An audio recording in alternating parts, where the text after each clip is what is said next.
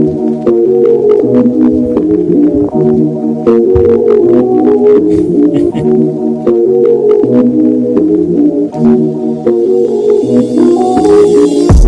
everybody, and welcome to the Franchise Fluent podcast, where we keep you fluent in franchising. I'm your host, Austin Titus, and I'm joined here by co-host Andrew Titus. What's going on, everyone? Andrew Titus here. And today we're going to dive right into it.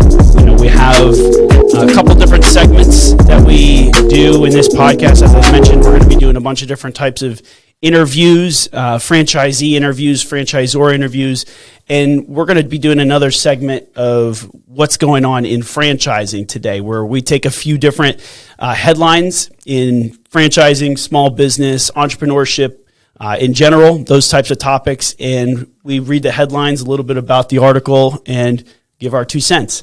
So we're going to dive right into it. Let's get it. Let's go. All right. So for our first headline, we have a franchise news article by Mary Vintage. And the headline reads, Rutgers basketball star Cliff Amore joins 16 Handles. 16 Handles is a frozen yogurt franchise, but it's an NIL deal, and it's the first NIL deal in NCAA for a partnership for frozen yogurt franchise. Article reads, 16 Handles, a self-serve frozen dessert franchise, has added a star to its team. Cliff Amore, the 6'11" tall standout center for Rutgers University's Scarlet Knights men's basketball team. Amore has signed with 16 Handles under the name, image, likeness NIL agreements that are now allowed for amateur collegiate athletes under NCAA rules. And then lastly, the NCAA began allowing college athletes to license their names, image, and likeness on July 1st, 2021. Many types of companies have been signing these athletes to assist in their public relations and advertising efforts. 2 franchise brands made headlines with their NIL deals. College Hunks Hauling Junk, has a partnership, and also 16 Handles. And so we've got a couple of franchises that have been getting involved in the NIL advertising world.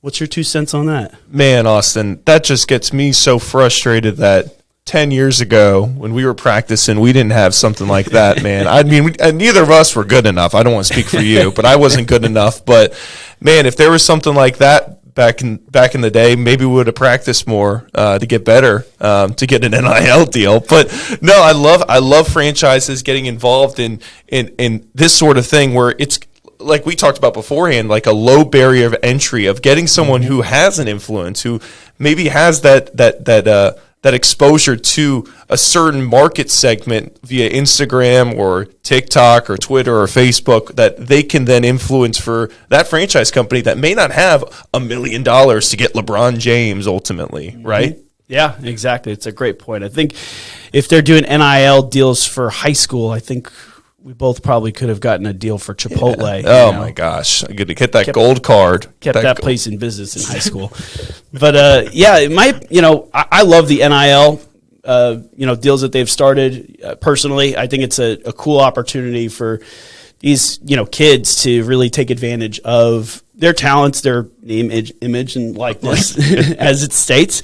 But it's also a really cool opportunity for local franchisees and franchisors. I've seen a couple of deals with, for example, I think it was Wisconsin. They had the whole offensive line that was signed by, some restaurant locally. And I think that stuff is pretty cool.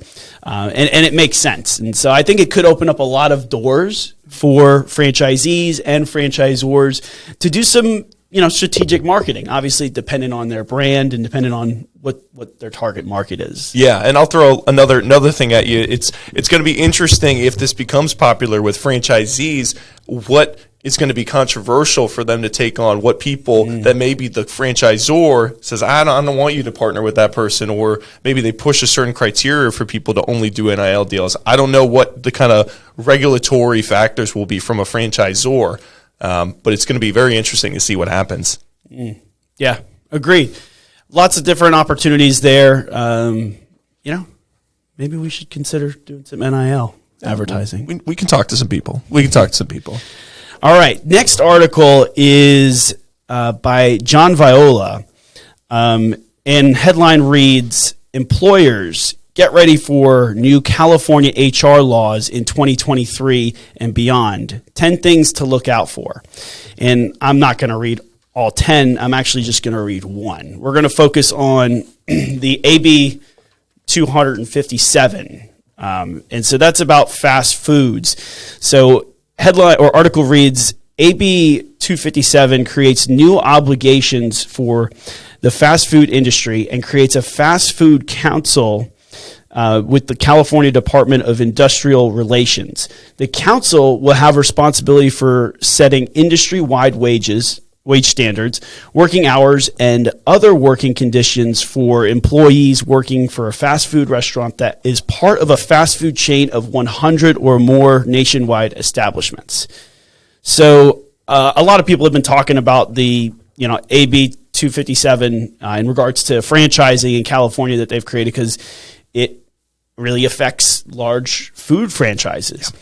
And so what's your 2 cents on this?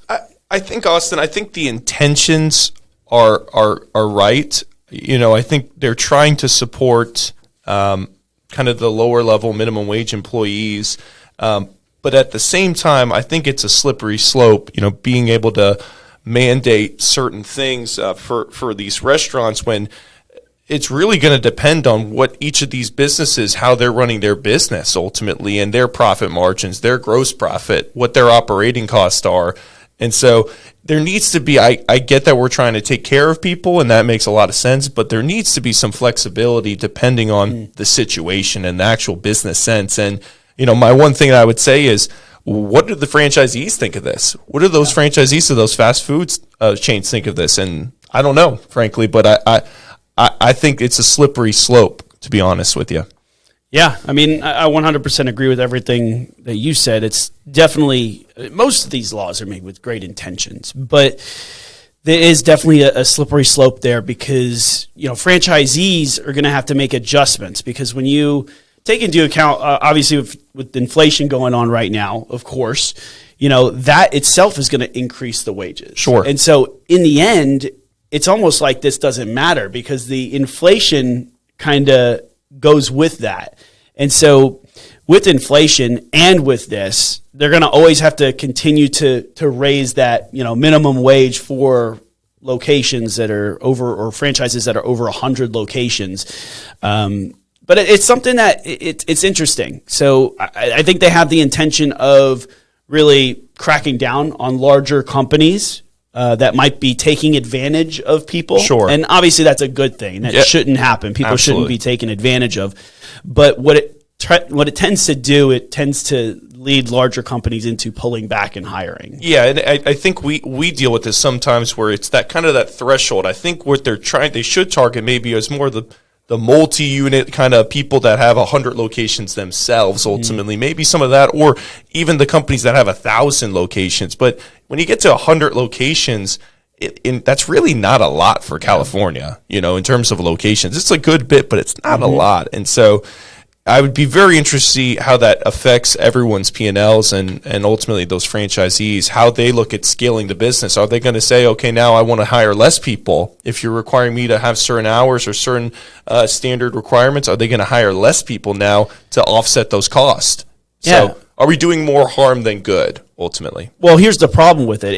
It's not necessarily 100 locations in California. The franchisee and the franchisor, they're mixing the franchisee and the franchisor together. And that's the first problem, is if there's 50 corporate-owned locations and that same brand also has 55 franchised locations and 2 of those locations are in California, those 2 locations that are in California have to abide by these rules. Okay, interesting. And so they're mixing the franchisor and the franchisee together, which is kind of ignorant in regards to how I look at it, because they don't look at it as separate businesses where it really is completely separate businesses. Completely different. The franchisee is working in a completely different ballgame than the corporate offices with their company stores. And so, we'll see what happens here. Yeah. But there's a lot of legislation out there that, like we talked about last time, we need to be aware of who's running and what the laws are that are being passed or being proposed ultimately. So 100%.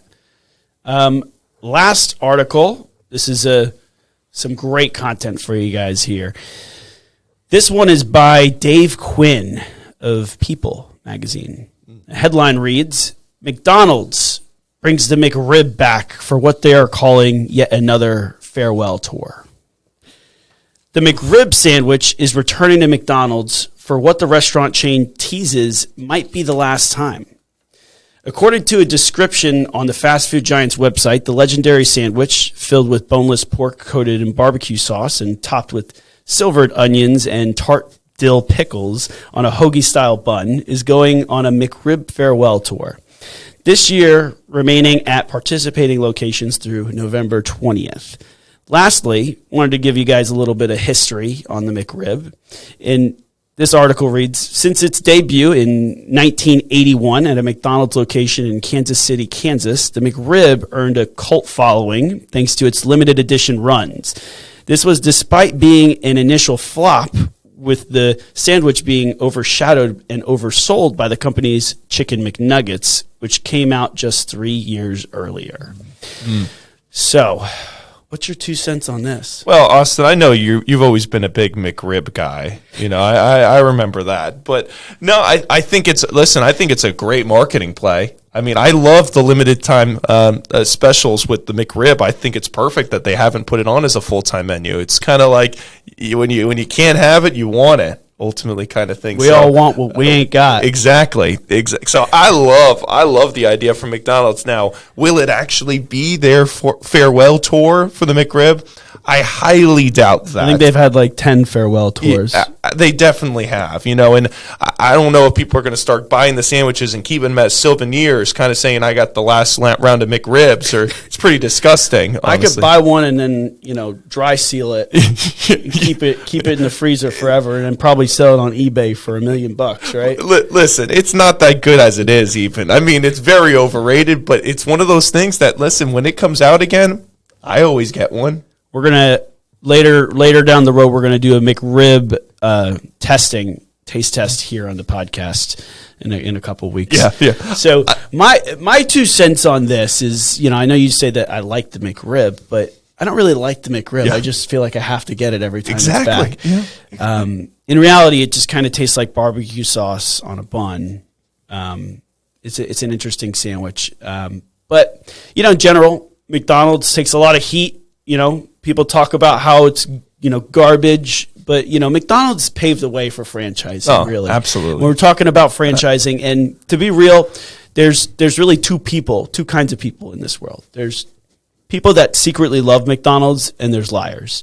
And so there's a lot of liars out there, and you're not fooling anyone, because we know that you secretly go to McDonald's on a lonely night when you're driving down the road and you've got nothing to go to. You find McDonald's. I know you do. Of course. You know who you are. They know who they are. They know who they are. Listen, from a franchisee standpoint, let's talk about kind of that impact. I think the franchisees love it. I haven't heard any accounts. I would just think so, because it's something to kind of just a spark to boost sales. It's kind of the same thing they do with their Monopoly thing. They do it all the time with these specials to boost their sales. And listen, it's a marketing play, and I love it. It's a genius marketing play, because it gets me to McDonald's. And, I know I just went on a little rant, but I don't really go to McDonald's that often. Like a once a month. I'm a once a month. Yeah, maybe once twice a month. Yeah. Actually, I'm probably here twice a month. Since I have a baby now, it's easy to just go through a drive-through rather than to unload the baby. Oh, wait till the kids' meals. Oh, yeah. You're screwed. Yeah. I'm going to gain 25 pounds. All right. Well, that closes up the show, guys. We really appreciate you listening. Make sure you share the show, follow us on social media, and please share the show with anybody that you know interested in the franchising world, entrepreneurship, small business. We're going to keep these up once a week. So thanks.